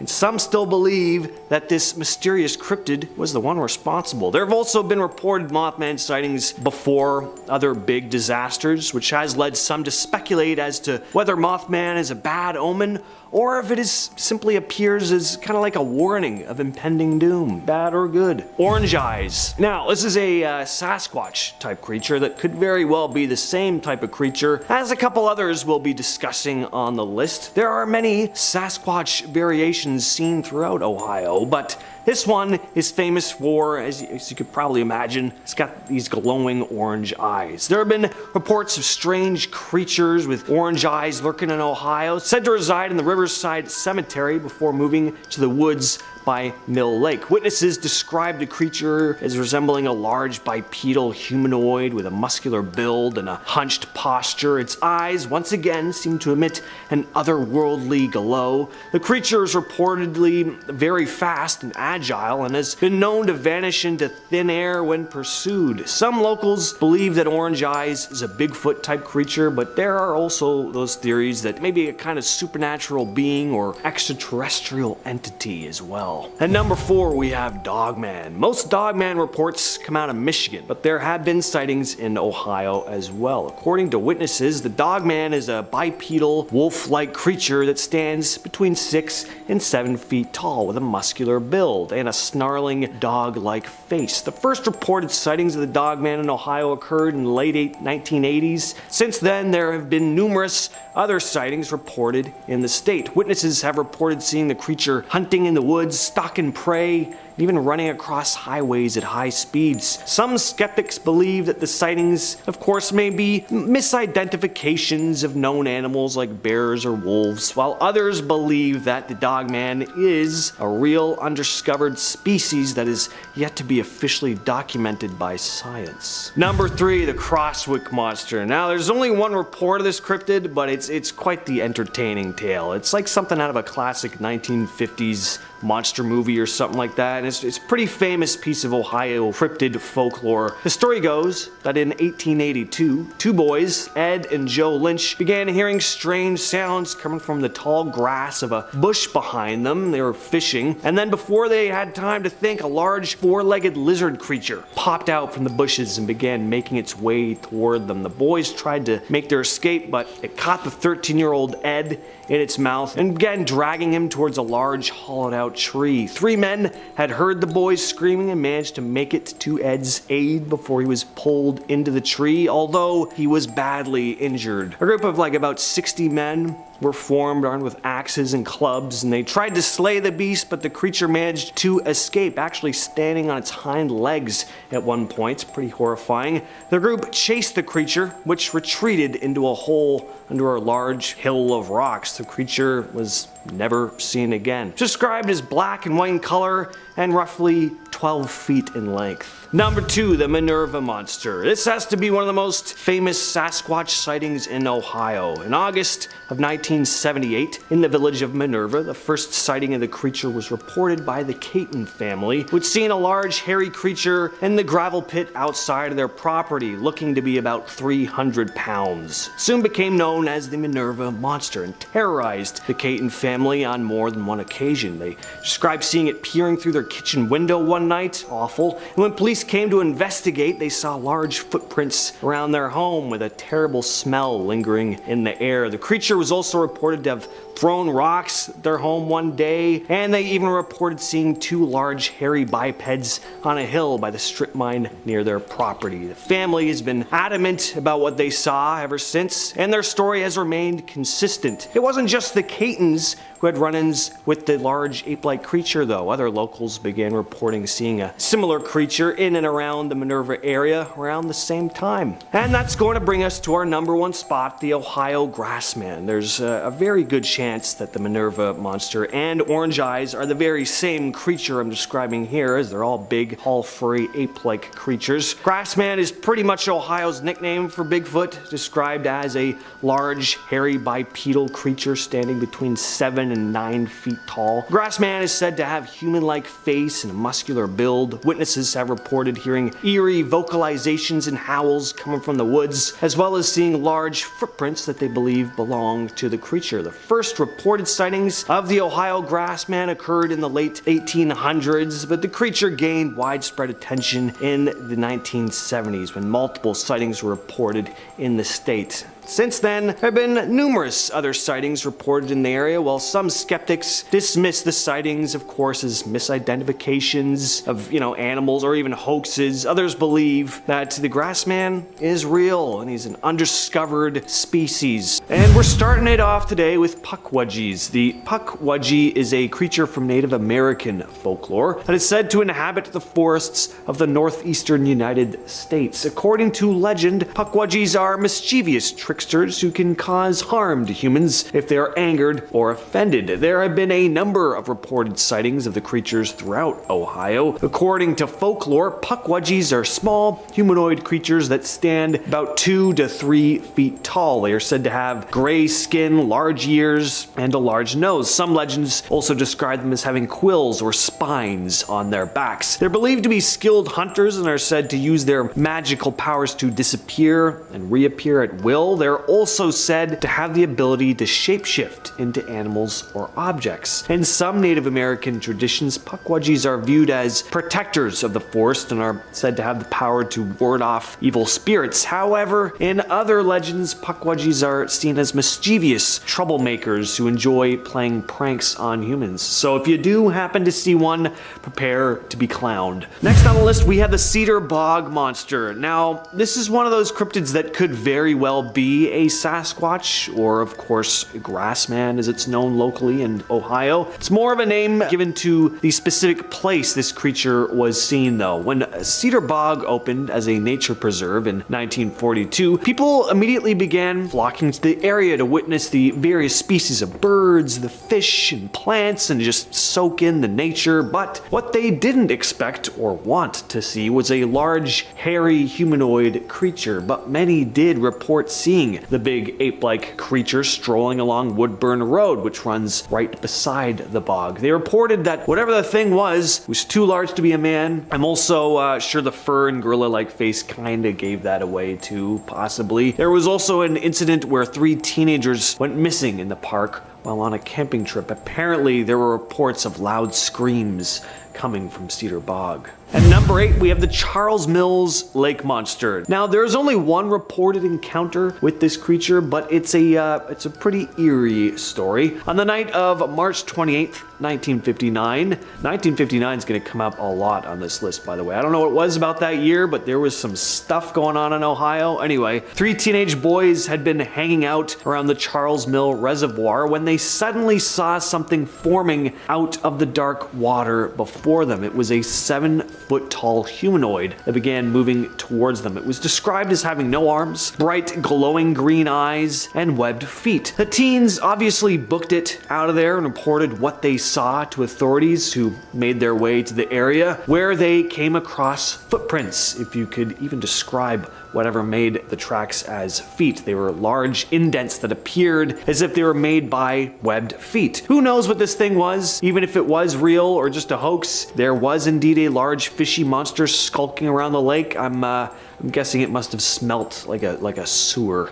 Number 7, alien big cats. Alien big cats are a very real thing. These are big cats like panthers or leopards found outside of their natural environments. The alien part doesn't mean these cats are from outer space, but then again, who knows how they got there, right? In 2011, there were several sightings of supposed alien big cats in and around Dayton, Ohio. A private zoo owner by the name of Terry Thompson had released upwards of 50 animals into the wild before, unfortunately, taking his own life in October of 2011, which resulted in, of course, several reports of large cats spotted throughout the area. 48 of them were either put under by police or sent off to Columbus Zoo. There had been reports of alien big cat sightings before these animals were known to be released, though, which is strange. Multiple sightings of black panthers dating back to April of 2011, and police would continue investigating sightings until around April of 2012. Phantom kangaroos. Alright, so we have big cats being reported in Ohio, so now we're moving on to kangaroos. Ohio is just full of dangerous wildlife, apparently. The phantom kangaroo is a cryptid that is said to resemble a kangaroo or wallaby and is believed to inhabit various parts of the world, including the United States. Basically, again, these are kangaroos showing up in places they shouldn't be, like Ohio. Except the stranger part is that these phantom kangaroos have been spotted where no escaped kangaroos have been reported. The creature is known for its elusive nature, as well as its ability to seemingly disappear without a trace and leave no evidence behind, almost like a ghost. A phantom kangaroo, if you will. Some experts believe that these sightings may be the result of misidentifications, of course, of other animals like large domestic dogs or coyotes, but I don't know, maybe there's some kangies running around in Ohio. Number 5, devil monkeys. So yeah, it seems like there are all kinds of hairy apes and monkeys in Ohio as well. Who would have guessed? You got Grassman, who may or may not be Bigfoot, the hairy orange-eyes creature we talked about in part 1, and now this baboon-looking beast. The devil monkey is a cryptid that is believed to inhabit the forests and rural areas of North America, described as a large, aggressive primate-like creature with gray or black fur and red eyes. The devil monkey is known for its terrifying appearance and alleged attacks on humans and domestic animals. There have been numerous reports of sightings of the creature in Ohio and other parts of the US. Witnesses have described encountering a large bipedal creature that stands on 2 legs and resembles a monkey or baboon with a fierce expression and a tendency to attack without provocation. There are many folks that are convinced that the devil monkey is a real creature, and sightings continue to be reported until this day. Some cryptozoologists speculate that the devil monkey may be a new species of primate that is yet to be officially recognized, while others believe it could be a surviving member of a prehistoric primate species that was previously thought to be extinct. The Trumbull County UFO incident. Next up, we have a well-documented UFO sighting. There have been multiple UFO sightings in the state of Ohio, dating back a long ways, but this one is from 1994. I don't see why aliens wouldn't want to observe Ohio. Seems like there's a lot going on, as you could probably tell from these lists. Maybe they were hovering around, placing bets on what creature they'd spot first. Lots to choose from. There were tons of witnesses to this odd event on December 14th, 1994. Citizens, multiple police officers, dispatchers. It was pretty significant. Multiple residents had reported seeing low flying lights in the sky. The first police officer on the scene, Sergeant Toby Malero, had a pretty odd incident. As he was moving closer to the odd lights in the sky, talking with the dispatcher the entire time, his radio suddenly stopped working and his vehicle just shut off before he was engulfed in a bright light from above. He exited his vehicle, not quite knowing how to go about this odd occurrence, and reported seeing a giant circular shaped object hovering in the sky, which apparently made no sound. Once the object flew away, his car and radio, bam, started working again. 14 other law enforcement officers also saw these mysterious UFOs that night, with one even climbing up on a radar tower for a better view, and then claimed to have seen 3 circular flying objects that changed color in unison. Number 3, Helltown. So while this one is a place and not actually a cryptid per se, it is reported to be an incredibly strange and dangerous place where all sorts of spooky happenings occur. Helltown has been left behind, now an abandoned town where nothing but empty homes, cathedrals, and unused bridges still stand, though there are some who are said to still reside there, such as ghosts, mutant animals, and cultists. The residents of the town formerly known as Boston, Ohio, had been forced to leave their homes in 1974 when President Gerald Ford signed a bill that gave the federal government's National Park Service jurisdiction to expropriate land for establishment of natural parks. The NPS began buying up properties, and eventually it was a ghost town. In the mid-80s, there were several chemical spills tunnels in Helltown that some believed resulted in the mutated animals spotted in the area. And apparently there's also a haunted school bus and stuff like that.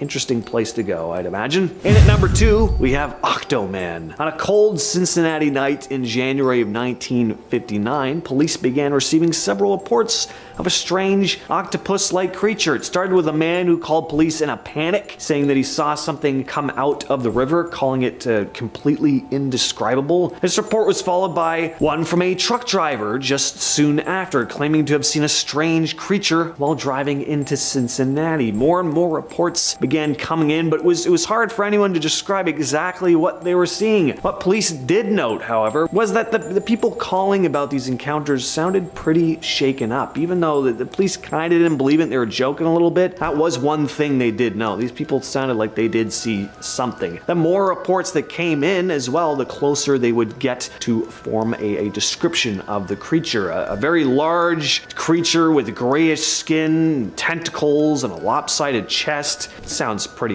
like a pretty attractive creature there. One person was stated as saying, "It was large, not a dog or a cat. It leaped in front of my car and on 2 legs and it was taller than the auto. When I looked back in my mirror, it was moving along the bridge rail. It was 3 or 4 times the size of a man and much bulkier. I have an eye in mind for dimensions, and I know it was huge." And coming in at number 1 is the Peninsula Python. Now, this is a really interesting one because it really did exist. Sure, it's not really a cryptid per se, but this was an incident that actually took place, and it's pretty wild stuff. The summer of 1944, people in Summit County, Ohio began spotting a massive-sized python in Cuyahoga Valley National Park. It was reported being around 15 feet in length and incredibly thick. It was a python, definitely a real animal. It was just in the wrong part of the world, that's all. It's still kind of a mystery as to how it got there, but it's rumored that it was being transported through the area, possibly for a circus or something, but managed to escape. Residents were understandably pretty scared that summer as the giant snake roamed through farms, leaving giant tire-sized indents in its wake. It even attacked livestock. The python was also never found, just disappeared eventually. Most likely died curled up somewhere after succumbing to the Ohio winter though. And we're kicking off this list with a very recent Ohio Bigfoot report. This one is detailed on the BFRO, or the Bigfoot Field Researchers website, where there are tons of different eyewitness reports of the elusive beast. But this is a good one to start off with because it just happened back in January of this year. On January 22nd, on a snowy afternoon in Warren County, Ohio, a family reported seeing a big creature standing near a bike path while they were driving down the road. The father of the family wrote, "As we were driving along State Route 350 towards State Route 123, south of Oregonia,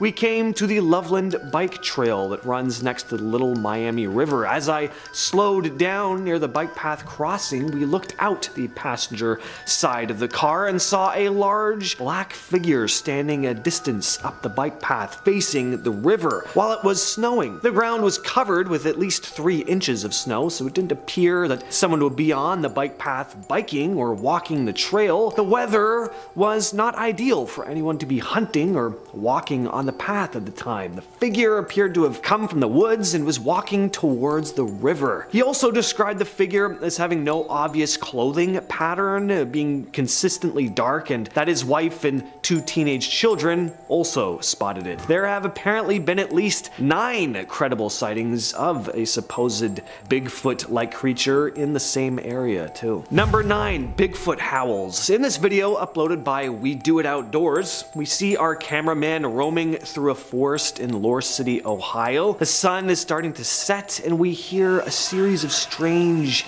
eerie howls and tree knocks. We Do It Outdoors seems to have started as a channel about maintaining lawns, but over the last few years there have been a number of Bigfoot related videos uploaded on there, one of which I may or may not be discussing later in the list. And whether they're real or not, some of them are pretty entertaining. We get some genuinely creepy sounds in this video. It definitely sounds like something or someone is howling in the distance. If I heard sounds like this while I was in the forest, I'd just turn right around immediately. This guy sticks around until it's like fully dark, and the sounds just get louder and louder. Real or not, it's definitely a creepy video. Number 8, the Jefferson County report. Next up, I have another report detailed on the Bigfoot Field Researchers website. This incident was reported in July of 2021, still pretty recent, in Jefferson County, Ohio. A man describes finding a large footprint in his chicken coop, as well as all of his chickens having gone missing. He's quoted saying,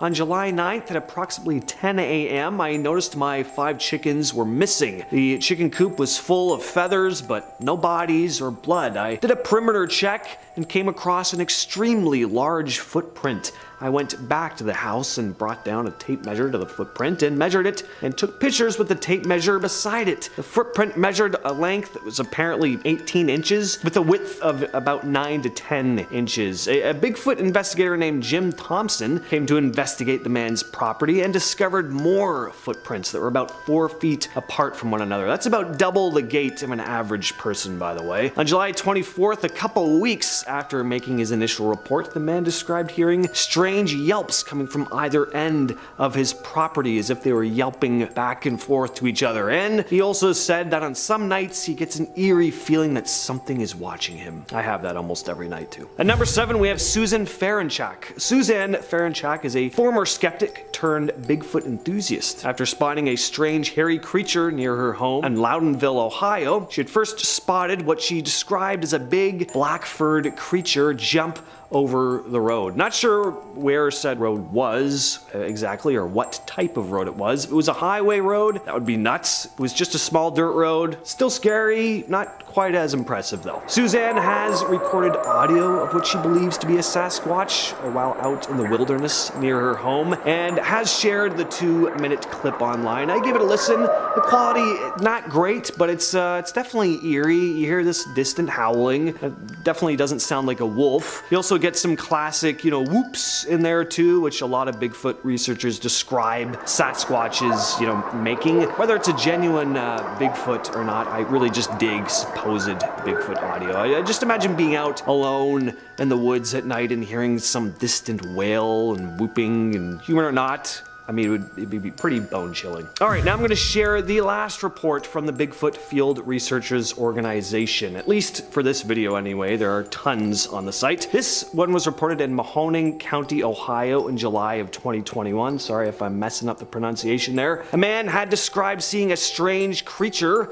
one evening after returning home with his wife, and is quoted as saying, "Tonight, yet another sighting by our pond. My wife and I were at dinner, and as we arrived home about 8:30 p.m., a large, fast, gray and silver, light brown, covered in fur Bigfoot darted from the bushes in our front into the cattails in our pond on all fours. We both looked at each other and said, 'Did you just see that?' The subject was down low and bent in the middle as it moved. Unlike a dog, its undulating movement was not as fluid as a dog. It was not a bear. It appeared to be from 4 to 5 feet at the back and torso built like a barrel. When it went into the cattails, we were no longer able to see it." Number 5, the 1992 Grassman sighting. Grassman is again the name often given to the big ape-like creature or creatures that so many Ohio locals have spotted. And in this video, taken in eastern Ohio in 1992 by a man named Don Keating, he had spotted what looked like a large hairy creature walking into the forest. He managed to capture it on camera, and though the footage is very grainy and he was a fair distance away from it, there is definitely something walking into the forest. It's not the most convincing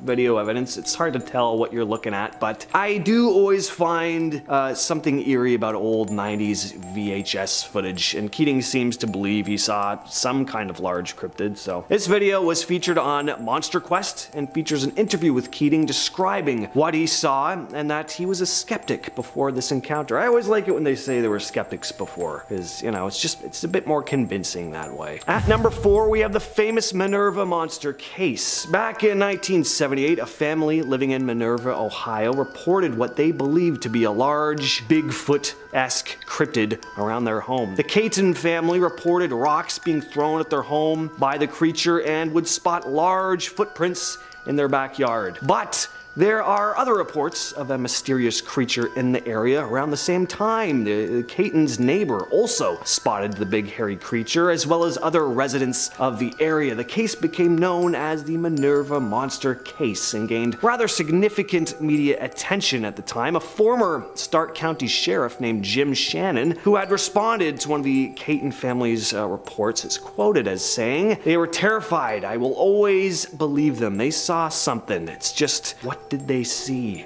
This case has become the subject of a 2015 documentary called Minerva Monster, directed by Seth Breedlove, who we might be talking about in a bit. Next up, we have Mark DeWorth. Mark DeWorth is a Ohio Bigfoot investigator who has collected a fair amount of evidence in the 30 years he's spent on the hunt. He's got footprints, audio recordings, and of course his first-hand encounter, which was the catalyst for his research. The story is he'd been exploring an old strip mine in search of badger dens, was followed out by something which soon stood up and looked at him, a big bipedal hairy creature. If that happened to me, I would not go looking for the creature again. I would move out of Ohio the next morning probably. Thought of an 8-foot tall hairy beast roaming through the woods has always been kind of creepy to me, but having one stare at you in a cave, imagine looking through a cave thinking all you're gonna see that day is maybe some badgers, and then you're met with an 8-foot tall hairy ape man glaring at you. Only I'm allowed to find badgers in this cave. Whether the story is true or not, definitely a terrifying image. A video shared by Spectrum News shows Mark talking to several residents of Warren County, Ohio about his experience with this elusive creature, as well as hearing some of their first-hand accounts. He plays an audio recording, which sounds, again, pretty creepy. I love me some Bigfoot audio recordings. Anyway, Mark DeWorth has been interviewed on tons of podcasts discussing his Sasquatch experiences, so seek those out if you're interested. And at number 2, we have the Seth Breedlove encounter. Seth Breedlove is a filmmaker who's gone on to shoot a series called The Bigfoot Project, which you can find on a YouTube channel called Small Town Monsters. Before he had his first encounter, Seth described himself as a skeptic. In a YouTube video uploaded by Ed Ballant, Seth recounts the time he first encountered what he believes to be a Bigfoot. Seth had been riding down the countryside of Minerva, Ohio, when he spotted what looked to be a large bipedal creature with brown hair running through a clearing on a hill about 50 yards away. And it was fast, clearing the space in less than a second. One of the things that really stuck out to Seth most was the creature's very noticeable musculature, especially in the bicep area. And coming in at our number 1 spot is the Salt Fork footage. This video, once again uploaded by the YouTube channel We Do It Outdoors, is only 10 minutes long, but there's a lot going on with this one. So 2 men were exploring Salt Fork State Park in eastern Ohio, and after hearing some strange noises, they happened to capture footage of what looks to be a large bipedal hairy animal. We have a few different pieces of evidence in this video. We have handheld footage of the creature moving through the trees. We have some drone footage, lots of sounds too. It's a very meaty video. Now, could it be a big guy in a suit? Look, it can always be a big guy in a suit, but I gotta say, if it is a suit, it's not a bad one. It's pretty good. It looks like it has some bulk to it. It doesn't look like just one of those generic gorilla suits you can pick up at Spirit Halloween. And what I like here is that the footage is clear. He's not relying on shaking the camera around or making the video extra grainy to try and obscure the image. And just for those reasons alone, I like this video, even if it isn't real. We also hear some vocalizations going on here, so like I said, it's just a lot happening.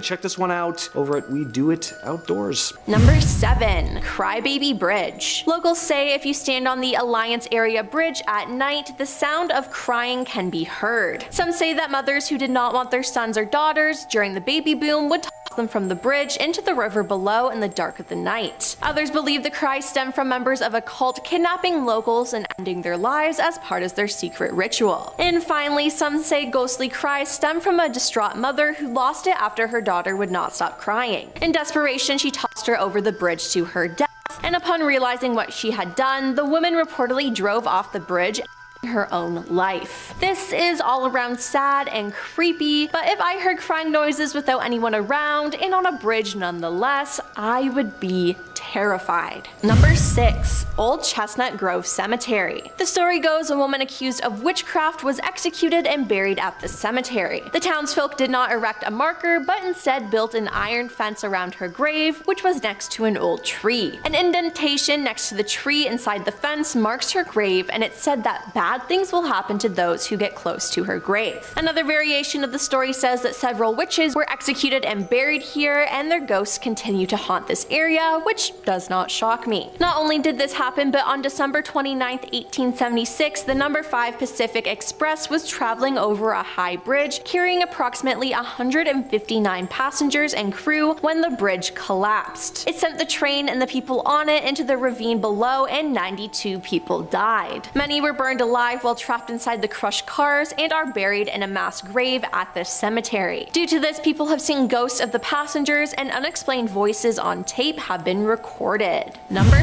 5. Massillon Public Library. Let me just say, there's more than books in this building. Before it was a library, it was a house, and former residents Clara Baldwin Barrick and Annie Baldwin both died in the home. Clara lived in the home from 1895 to 1909, and her daughter-in-law Annie died in the home in 1931. This might explain why this place is haunted. Some visitors have heard footsteps or smelt an unfamiliar perfume. Employees get a chill with no explanation in the outreach room located in the basement of the former home. A patron once claimed to have been pushed by an apparition while in the library, and a security camera in the library caught the elevator traveling to the 3rd floor at 3 a.m. The doors opened and a bright light could be seen, and the phenomena has been caught on tape several times, and there is no explanation, and that is just like an immediate no.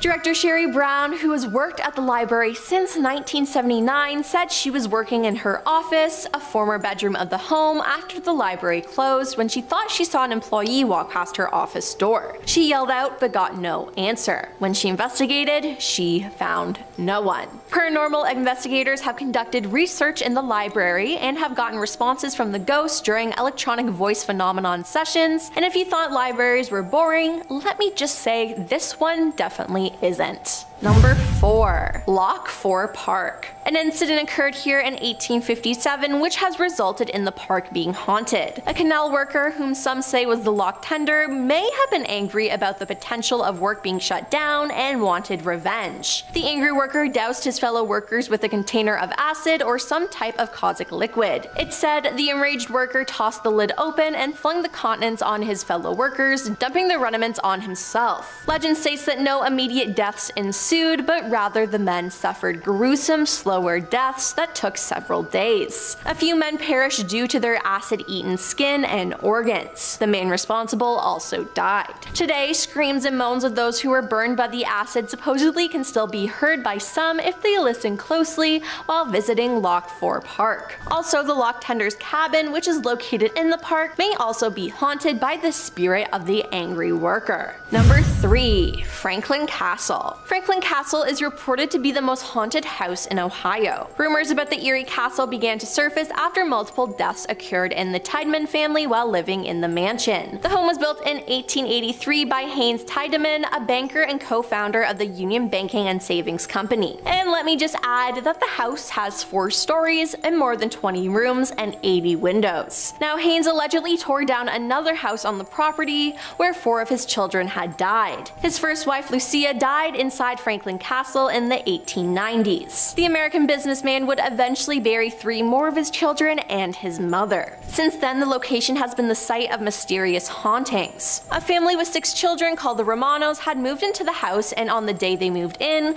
2 of their children said they encountered a crying girl in white on the 3rd floor. But when Miss Romano investigated, no one was there. Soon, the family started hearing haunting organ music and heavy footsteps. 2 of the older Romano children woke up one night to find something yanking the blankets off their bed. And Miss Romano once awoke to find herself screaming on her bedroom floor with an unseen presence screaming beside her. A priest advised the Romanos to move out, and in 1974, they did. But the hauntings didn't stop when the Romanos left. From there, the house was sold again and again and again. Each new occupant reported strange occurrences like passing through odd vapors, hearing a child crying, or seeing a woman in black standing in the window. Since reports of hauntings at Franklin's Castle increased, many turned their suspicions onto its original owner. Number 2. Sister Century House Restaurant. Now a restaurant, this building has seen a lot in the past. It was built in 1870 and has been home to several businesses in historic Canal Fulton throughout the years. It currently houses a family-owned restaurant, but was most notably home to a crematorium, which was located in the basement back in the early 1900s. I mean, since this place was once filled with dead people, it's no shock that it's haunted. There have been rumors of shadow people, a poltergeist in the kitchen, ghostly ladies in the basement, the entrance to an old tunnel, and even an unusual room that makes people a bit dizzy. The food though seems to be great, as the restaurant has a 4.6 star rating, so if you want to see some ghosts and have a great meal, I suggest you check this place out. And coming in at number 1, the Ohio State Reformatory. The Ohio State Reformatory opened its doors on September 15, 1896 to its first 150 offenders. These prisoners were brought by train from Columbus and put immediately to work on the prison sewer system and the 25-foot stone walls surrounding the complex. The reformatory remained in full operation until December 1990, when it was closed via federal court order as a result of a prisoner's class action suit citing overcrowding and inhumane conditions. For example, in the late 1930s, a riot broke out in the East Cell Block. The guards condemned 120 rioters to share 12 solitary confinement cells for 1 week without food or water. This punishment drove many to the brink of madness and death. During its 94 years as a working prison, 154,000 inmates passed through the gates of the Ohio State Reformatory. Many died of diseases like influenza and tuberculosis, some went mad, others ended their lives, and at least one inmate lit himself on fire. Just outside the reformatory, there are 215 numbered graves. While visiting, people have reported being pushed and punched by unseen forces. Many claim to feel a chill while on the prison grounds. People have also heard cell doors slam shut and seen dark apparitions. Even the road leading to the Ohio State Reformatory seems to be haunted. Local legend suggests it's the ghost of Phoebe Wise, a notorious hermit and eccentric.